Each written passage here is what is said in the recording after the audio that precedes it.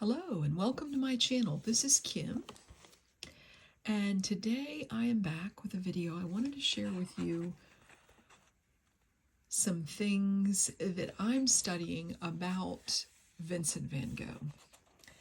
Now, he's always been an artist of mine that I admired his work and his life.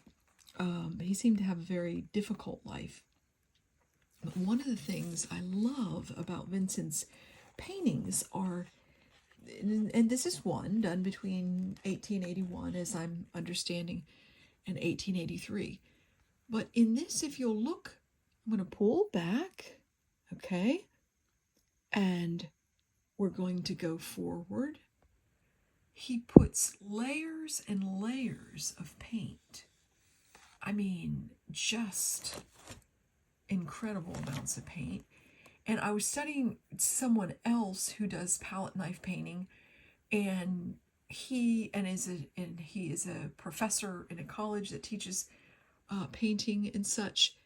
And he was sharing that he felt like many of his paintings were done with palette knife. And then I started looking closer myself. And I think if you want to paint, one of the things that's helped me is to learn how the masters painted. Now, it's not to say that I'm painting like a master, but just to look into how they paint and what they made and how they did things in their paintings. One of the things I noticed, and the color is not picking up in this painting as well as it does in the book. I'll show you this book before the video's ended so that in case you want to go and study Van Gogh on your own. But one of the things is yellow. He is smitten with yellow. You'll see it throughout his paintings, whether it's in a portrait, and I'm going to do another video just on portraits, his portraiture that he did. This was in 1989, and it was the superintendent at Tribuc and St. Paul's Hospital. He painted a lot of the people in hospitals. You see, there's some of the same colors in this. Now, there's a term that I'm going to try to say. I'll pull back. And it's, the way I understand it is it's called Cloissonism. I was unaware of this term because I've not been to college for, at least not for painting, or not in art college. I'm just studying things on my own. I have a degree in some other things. But this painting, as you see, he outlines in black. You see how he outlines it? And the term comes from, I don't know if you ever saw cloisonné jewelry, but it's a jewelry that has the outline. The enamel is outlined, and that's what he does in many of his paintings. He doesn't do it in all of his paintings because they even look, and I find that even some of them, even in this book, like say, for instance, if you look at this painting, and then you look at the very next page of this young lady, these are very different styles of painting, yet it gives credit. This is a young Schweigen woman knitting, facing right, date unknown. I noticed that all the paintings that do not look like Van Gogh's in this book are noted to be the date unknown. So it's one other thing to look for. This painting is The Farm in Summer, and it's 1890. So then I have this gorgeous, you see his yellows.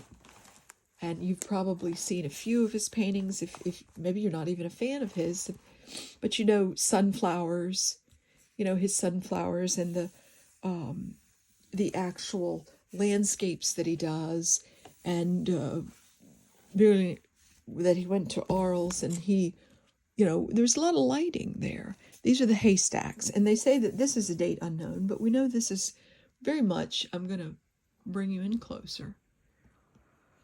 I'm no, expert on him, but you can look at the paintings yourself and see how the paint is just built up. And I love texture. If there's anything in a painting that I love more, is texture. So this is Haystacks, and this book notes that they do not know the date. So let's see. I was actually going to show you, I'm showing you more. That's a man smoking, done in 1888, and of course he's got the yellows in there. It's much more yellow than this one. Is a beautiful painting. The texture is exquisite in this. I'm trying not to get the glare. Look at the texture in the trees. Look at that. I mean, it's gorgeous. And it looks to be done with a palette knife to me. And this one is listed as Couple in the Park. And this is done when he went to Arles in 1888. So I had a couple pages. These are Wheatfield with sheaves in 1888. Of course, he's got the gold, yellow. It shows up much more. And I'm surprised. I'm shooting in good lighting. But these are the Wheatfield with sheaves of wheat. So I wanted to share this painting because I think it is beautiful. And it is fritillaries, Crown Imperial fritillaries in a copper vase done in 1886. And I think it's beautiful. I want a close-up because this one has some of the texture in the bottom, but the pointillism, the specks of color make this amazing. You can see depth. Of course, his flowers. Just beautiful. Of course, he's got his yellow in there. Loves his yellow. This is the Sower. See if I can. And that one, so much texture, so many lines, everything. Shape. He draws your eye with a line. So, but this is my all-time favorite painting, and I'm hoping I'm taking some little things online with Amanda Hilburn, and she painted and used warm and cool colors, and of course we can see by this painting that Van Gogh was a master at color. Look at his base for this painting. The colors in here. In the background. If you look at this background up close, you see he has the highlights and I mean the flowers are very simple. Very, very simply painted. But I think it's just amazing. It's beautiful. And so I had a photo of his sunflowers, and so I looked at it. And I love his florals. He does gorgeous florals. And I think this is a good, I'm going to show you, I'm going to pull back and show you his florals. Here I'm getting a little bit of sunlight. These are the irises, and done in 1889. Of course, these are the vase with cornflowers, and they were done in 1887. But this 1889 painting, to me, is amazing. And I think, he was raised, him and his brother and his family was raised, his father was a pastor, and so I think that I see a lot of messages in Vincent's paintings, and he talked about different things in that. I'm not going to go in deep with that, but he's got all these purple irises, which are done beautifully. I want to get a close-up of that for you. He's so much more than just the sunflowers or the starry night. Of course, he's got his yellow in here. He knows how to put those complementary colors together. And then he brings the one white iris, which if you have a white iris in your garden, or if you've ever seen one, they are exquisite. Of course, I like flowers. I'm very drawn to flowers. So they're beautiful. Now, I'm turning to this because this is one of my favorites. Again, it's between the vase of cornflowers and the blooming almond tree. And I love this one because he actually gave this to his brother and his sister-in-law, Jo, when they had their baby. And they named their baby after Vincent. Vincent didn't have a very seemingly pleasant life. He just couldn't seem to get it together when he was alive. He had some real challenges in his life. And so this was one of those things that, you know, he painted for his brother, for his nephew, and it's beautiful. I think it's really beautiful. I love this background color that he used. I'm drawn to the colors that Vincent Van Gogh painted in, the brilliancy of them. So I was going to show you the book. I didn't want this to be too long, but you see, he does flower gardens. This is the garden done in 1888 at Arles, and I believe, oh, we'll talk about that portrait that I was going to, sorry for bumping that, share with you this one.